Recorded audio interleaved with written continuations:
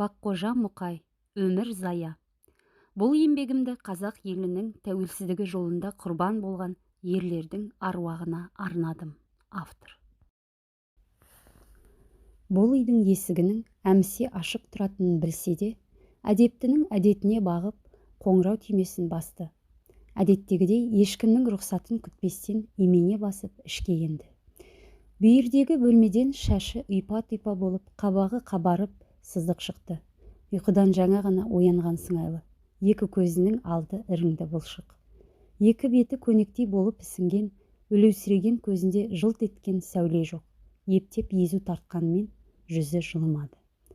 Құнарсыз топыраққа өскен сояудай сирек сақал мұртына ұстара тимегелі де біраз болған тәрізді. Екі иығы қушиып дірілдеген. Сыздықтың өзіне ашқарақ көзбен қасқыр пейілмен қарап қалғанын байқаған аяғанның жүрегі әлсіз ғана шым етті. Бас изеп, қарияның бөлмесіне қарай өтіп кетпек болған Сыздық жолын кесті. Басым сынып барады, деді ол тілі икемге әрең келіп. Жылайтын адамдай иегі кемсеңдеді. Аяғанға жәдігөйлене қарағанмен жүзі жылымады. Екі көз суық, ызғарлы. Өлтірмесең ақша бер. Аяғанның қолқасын күлімсі иіс қапты. Шіркіннің денесіне су тимегелі қанша заман болды екен, деп ойлады жігіт, қалтасына қол салып жатып. Үш сондықты Сыздықтың қолына ұстатты. Оның миығындағы өлеусіреген әлсіз күлкі су тиген шырақтай лып өшті. Жәдігөй жүзіне сұс кірді. Қарсы алдында өзін жақтырмай тұрған жігітке сұстана қарады. Бейшара, деді аяғын іштей күбірлеп. Әнтек езуй тартты. Сыздық апыл-ғұпыл киініп асығыс шығып кетті. Аяған алып келген тамағын ас үйге апарып қойып, Алдияр қария жатқан бөлмеге кірді. Алдияр Ақбанұлы бөлмеге әлдекімнің келгенін білсе де көзін ашқан жоқ. Қаны қашып, оңған бөздей болып кеткен жүзінен тіршіліктің нышаны білінбейді. Шалқасына түсіп, қимыл қыбырсыз жатқан шалдың қабағындағы көзге көрінер-көрінбес әлсіз діріл оның тірлігінен хабар бергендей. Алдияр аға, сәлеметсіз бе? Профессор көзін ашып алып жылы жымиды. Көптен күткен адамы келген соң қабағы ашылып, жүзіне шыр жүгірді. Жанына отырған шәкіртінің қолын әлсіз саусақтарымен қыса түсті. Ұстазының өзін асыға күткенін аяған сезді. Қолың тимей кетті, аға, деді жігіт қысыла күлімсіреп. Ерте кетеміз, кеш қайтамыз, күн қысқа. Түсінем ғой, қарағым, деді қарт қарлығыңқы дауыспен. Балалар аман есен бе? Келіннің денсаулығы қалай? Жақсы, аға, сізге сәлем айтып жатыр. Сәлемет болсын. Таң атса кеш батады, сізге келе алмай, келініңіз қысылып жүр.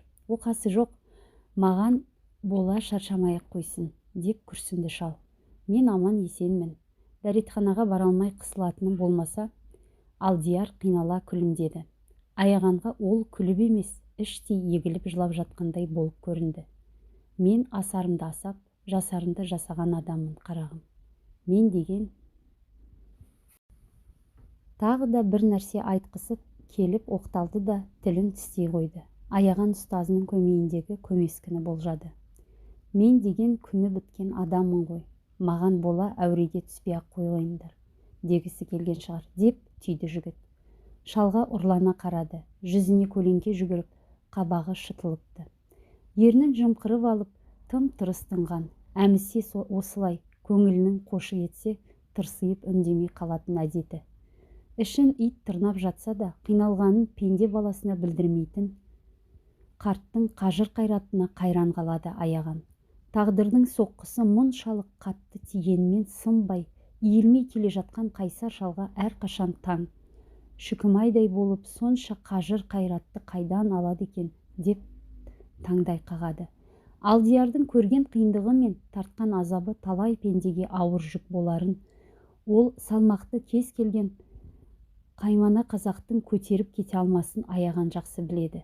Басқа салмақты бұлай қойғанда, өмірімнің жалғасы болашағым үмітім деп жүрген жалғыз ұлдың сықпыты анау.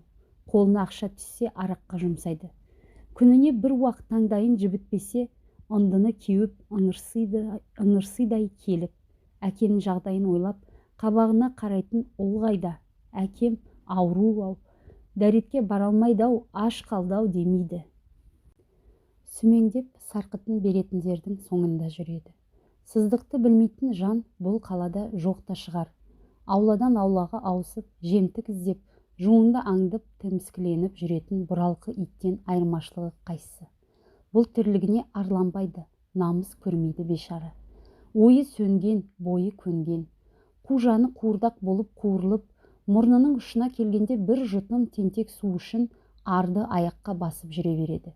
Мұндай сәтте құлқынына құяр тентек су табылмаса ала сұрып, жанын қоярға жер таба алмай кетеді. Жарым жан-ау демейді. Онсыз да қиналып жатыр-ау демейді. Жаны қысылып, сары уайымның иіріміне батып, тұншығып жатқан шалды одан сайын қинайды, жүйкесін жүн етіп жібереді. Осы қылығы үшін аяған онымен төбелесіп қала жаздаған. Миына тентек судың уыты жайылып, үнемі көні кеуіп, екі есті күйде есеңгіреп жүретін сыздықты ақылмен тоқтата, күшпен ықтыра алмасын кейін білді. Одан беріп қана құтылуға болады екен. Аяғанның әлсіз жерін ол да біліп алған. Көрсе болды, алақаны жаяды. Бермесе әдісі белгілі, ауру шалдың миын қажауға кіріседі. Аяғанның таң қалатыны, мұндай сәтте шал ләм деп жақ ашпастан екі көзін шарт жұмып алып, сұп-сұр болып жатады да қояды. Әділетсіздік атаулыға шыбын жаны шырқырап, қаймықпай қарсы шығатын Алдияр Ақпанұлы соңғы жылдары мүлде өзгерді. Көндіккен сыңайлы. Арыстандай азаматтың құрметіне атын сыздық қойып ем. Ел жұртының жыртысын жыртып, жоқшысы болсын деп ем. Қателесіппін қарағым. Сорым болды ғой менің. Сыздық төреден садаға кетсін бұл, дейді шал оңаша қалғанда күйінішпен өртеніп кете жаздап. Мұндай кезде аяған оны қалай жұбатарын білмей абыржиды. Әңгімені басқа арнаға бұрып алдарқатады. Бірақ Алдиярдың жүзін жапқан көлеңке тарқамайды. Қабағы ашылмайды, көзін шарт жұмып алып, қимыл қыбырсыз іштен тынып жатады да қояды. Өзін осындай халге жеткізген тағдырына лағнет жаудырып жатқан шығар, деп ойлайды аяған. Міне, қазірде ежелгі әдетіне бағып, екі көзін жұмып алып, қимыл қыбырсыз іштен тынып жатады да қояды. Өзін осындай халге жеткізген тағдырына лағнет жаудырып жатқан шығар, деп ойлайды аяған. Міне, қазірде ежелгі әдетіне бағып, екі көзін жұмып алып үнсіз жатыр. Аяған орнынан тұрып, ас бөлмеге шығып кетті. Шай қойды, талай күннен бері жуылмай баттасып кеткен ыдыс аяқты тазалады. Ас үйді ретке келтіріп, шайын қайнатып қайтып келсе, шал әлі көзін ашпапты. Дауыс шығаруға аяғанның батылы бармады. Соны сезгендей шал көзін ашып жігітке қадала қарады. Жүзінен реніш, қабағынан кірбің іздеген тәрізді. Сезімтал жігіт ақырын ғана езу тартты. Шай дайын аға. Шай ішетінде жағдай жоқ менде қарағым, деп мұңайды Алдияр. Қинала күлімсіреп, қабағын шытынды. Су болып жатырмын. Аяған сөзге келместен қарт профессорды көтеріп апарып туалетке отырғызды да, қайтып оралып, иістеніп сарғайып кеткен ақ сейсепті жуынатын бөлмеге әкеліп тастады. Терезені ашып бөлменің ауасын тазартты. Профессорды жуындырып, таза киімдерін кигізіп, көтеріп ас бөлмеге алып келді. Ұстаз бен шәкірт асықпай отырып шай ішті. Шалдың маңдайы жіпсіп, жүзіне қан жүгірді. Иә, қарағым, өз жағдайың қалай? Деп сұрады шайға қанып алғаннан кейін Алдияр. Өзгеріс болмай тұр, аға, деп мұңайды жігіт. Үлкен үйге кірдім, жағдайымды айттым. Отырғызып қойып өзімді кінәлады. Мойны бір тұтам мыжырайған жалпақ сары сызданып әрең сөйлесті. Жаздым, жаңылдым деп жалынып жалбарынып аяғына жығылудан басқа амалым қалмады. Жалынба қарағым, деді шал қабағын шытып. Шәкіртінің жаңағы сөзін ұнатпай қалған сыңайлы, қабағы қатуланып, жүзіне сұс кірді. Шындыққа әділеттің ақ жолымен бару керек. Жалынып, жаттың аяғына жығылып, жарамсақтанып жүріп, нағыз шындыққа жете алмайсың қарағым. Ол адасу жолы, теріс жол. Аяған іштей құптамаса да ұстазының көңілі үшін үндемеді. Ағау, сіз айтқан әділеттің ақ жолы қайда? Егер бар болса, өзіңіз неге сол жолмен жүрмедіңіз? Сол жолды сіз өмір бойы іздеген жоқ дедіңіз. бар болса табар едіңіз ғой деген сөз талай рет көмейіне келіп кептелген. Әрқашан қарттың қабағына қарап тілін тістейді. Түлкі заманда тазы болып шалу керектігін ерте түсінгендердің мақсатына оңай жететінін аяған білгелі қашан. Қазіргідей сырты жылтыр, іші бұлдыр заманда Алдияр Ақпанұлы айтқан тәсілмен күресіп, мұратқа жету мүмкін емес екендігін жердің астындағыны білетін ғұлама Алдияр қарсыластарынан ақылының аздығынан емес, айласын асыра алмағандықтан жеңілді.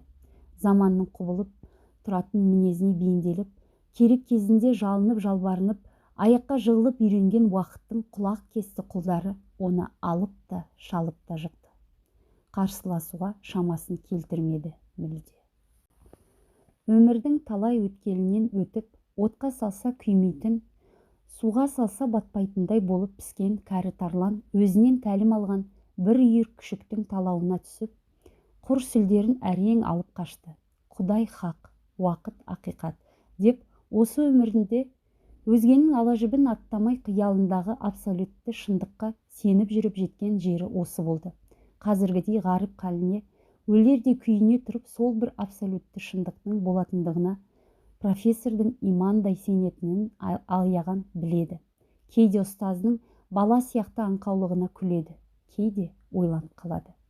Бәлкім Алдияр аға дұрыс айтатын шығар. Әділетсіздікті бір жола жеңу үшін ұлы шындыққа ақиқаттың ақ жолымен бару керек шығар сірә, дейді. Идеологиялық жұмыстар жөніндегі хатшының қабылдауына жазылдым, аға. Ендігі үміт сол кісіде, деді аяған хатшының көмек қолын созатындығына сенім білдіріп.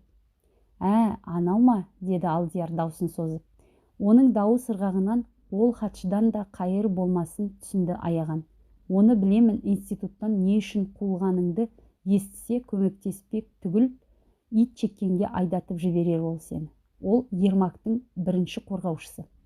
Аяған тұйыққа тірелді. Мақсатымы алып барады деген жолдың бәрі жабылып қалғандай, екіұдай болып басын қайғы қаңғыртты. Сүлейс апа бір күйге түсіп, үн-түнсіз ұзақ отырды. Бірақ жол қалды. Мәскеуге, орталық комитетке, Брежневтің өзіне жазу керек, деді аяған біраздан кейін. Үлкен бір іске бел буып кірісердей құлшынып, Алдияр мырс күлді. Жігіт оның жүзіне жалт қарады. Шал біраз уақыт үнсіз жатты.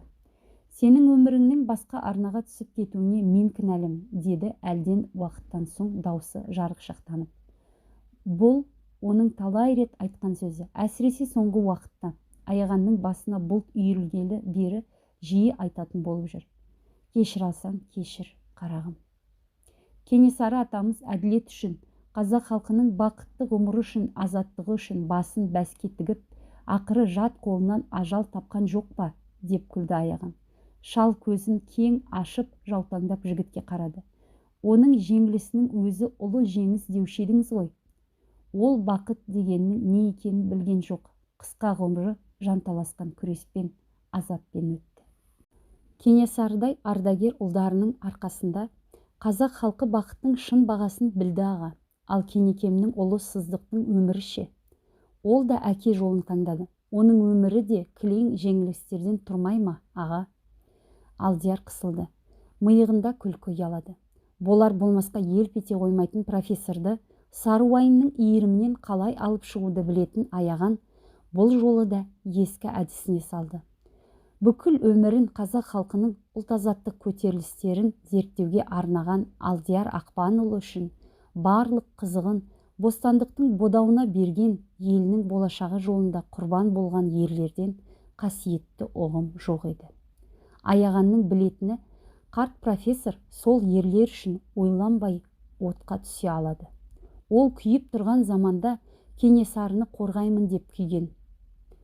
Тізгінін басқаның қолына ұстатып қойып, соның айтуымен жүріп тұруға үйренген, орғанына мәз болып жүрген халқына Кенесары ісінің әділдігін дәлелдемек түгіл, өз басы саудаға түсіп, құйрығына шала байланған. Арашалап алар пенде табылмай оттың ортасынан құр сүлдерін сүйретіп әрең шыққан. Заманның таяғы маңдайына бұдан кейін де сан рет тиген, омақасы құлаған сәттері де болған. Сөйте тұра, қыңыр шал алған бетінен қайтқан жоқ. қайта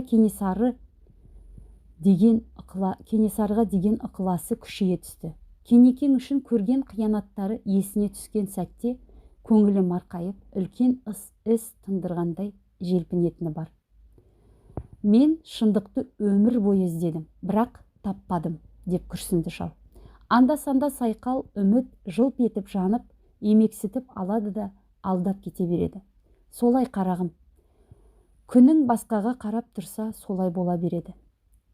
Заман жақсарар, аға. Атар таңнан үміт күтеміз. Көп ұзамай Брежнев көкем кетер, деді аяған бәсең дауыспен. Айтарын айтып алып, өзінен өзі қуыстанып жан-жағына қарады. Алдияр мырс күлді. Ол кеткенмен басқасы келер, одан не өзгереді? Қарағым, Кенекем осыны баяғыда білген. Білмесе өзі барып жанып тұрған отқа түсер ме еді, деп Алдияр көкірегі қарс айырылардай күрсінді. Оның нені меңзегенін жігіт түсінді. Шындықты табаныңның таусылып, қанша іздегенмен таппайсың. Басқаның шындығы алмас қылыш. Ол саған бақыт әпермейді, басыңды қағады да тастайды, деген сияқты шал. Аяған шеше алмай жүрген бір жұмбақтың ұшығын ұстағандай елеңдеп, ұстазының жүзіне жалт қарады. Көзін жұмып алған шал сұп-сұр болып үнсіз жатыр. Басқаның шындығы алмас қылыш. Басыңды қағады да тастайды, қағады да тастайды.